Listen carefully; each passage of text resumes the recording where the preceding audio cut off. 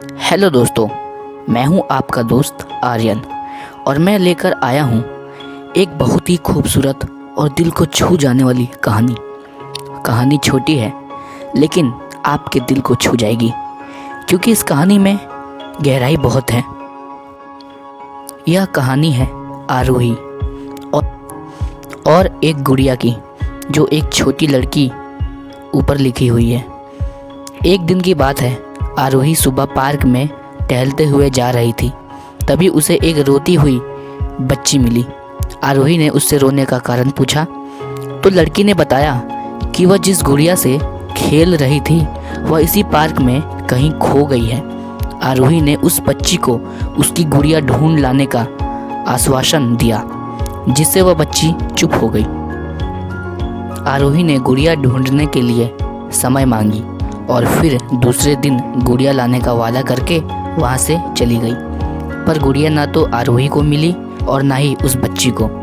आरोही ने गुड़िया की तरफ से एक काल्पनिक पत्र उस बच्ची को लिखी और जब वह बच्ची पार्क में गुड़िया पाने की आशा में आई तो आरोही ने वह पत्र उस बच्ची को पढ़कर सुनाया।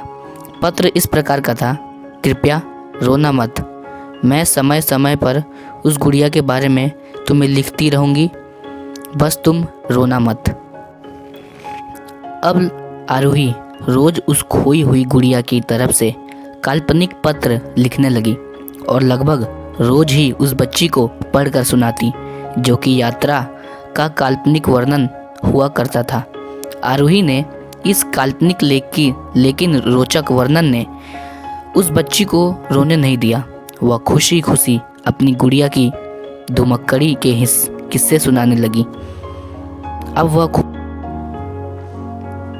एक दिन जब काफ़ी कहानियाँ हो गई तो आरोही ने एक दूसरे गुड़िया उस बच्ची को लाकर दी। जाहिर है वह गुड़िया बदली हुई थी। उस बच्ची को अपनी खोई हुई पुरानी गुड़िया जैसी नहीं लगी तो वह आरोही की ओर देखने लगी।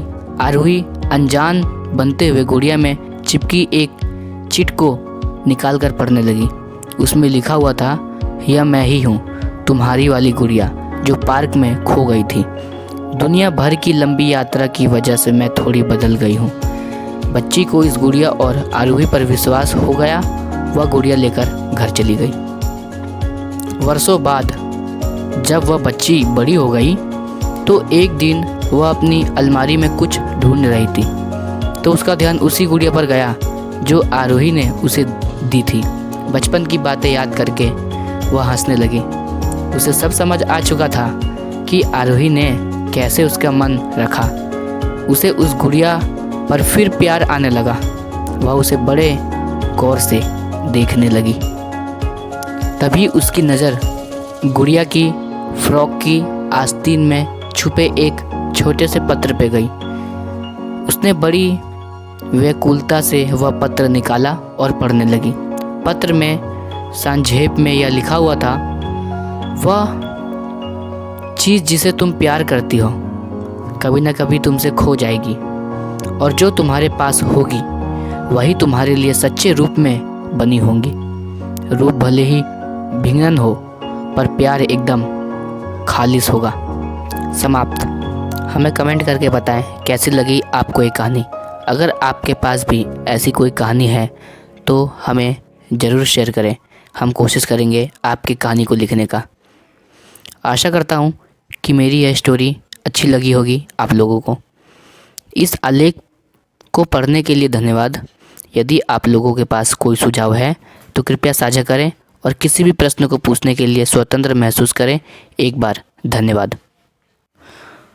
और कृपया करके अगर आप लोग मेरे चैनल पे नए हैं तो प्लीज़ मेरे चैनल को सब्सक्राइब कर लीजिए। मैं ऐसे ही आपको स्टोरी सुनाता रहूँगा। देखो, स्टोरी सुनने से क्या होता है कि हारा हुआ इंसान भी ना स्टोरी सुन के अपनी ज़िंदगी में जीत जाता है। इसीलिए मैं आप लोगों के लिए ऐसी स्टोरी लाता रहता हूँ। तो please subscribe my channel and support me. मिलते हैं अगली स्टोरी में।